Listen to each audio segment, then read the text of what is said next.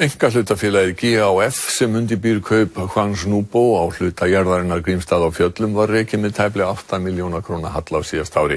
Þetta kemur fram í ársreikningi félagsins sem í eigu 7 sveitarfélaga á Norðurlandi.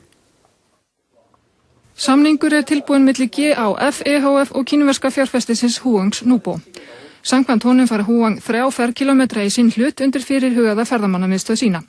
Ekkert verður þó gert fyrr en lög fjárfestingar útlendinga hafa verið endurskoðuð. Samningurinn krefst undanþágu frá þeim lögum og sú vinna hafin hjá innanríkisráðuneytinu að sögn aðstoðarmanns innanríkisráðherra.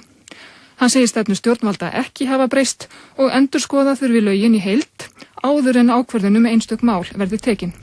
Í ársreikningi GAF kemur fram að félagið hafi verið rekið með tæplega 8 milljóna króna halla á síðasta ári en að stjórn félagsins telji það rekstrarhæft. Náist samningar Grímsstaði á Fjöllum eins og stefnt sé að, greiði tekjur af því verkefni skuldir þess.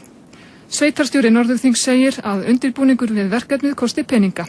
Töluverður hluti af kostnaðinum liggi í vinnu atvinnuþróunarfélags Eyjafjarðar og Þingeyinga, auk þess sem lögfræði og ferðakostnaður vegi þungt. Samkvæmt samningnum stefnt að því að breyta hluta Grímsstaða á Fjöllum í þjóðgarð og fólkvang, svo almenningi verði áfram tryggður aðgangur að svæðinu.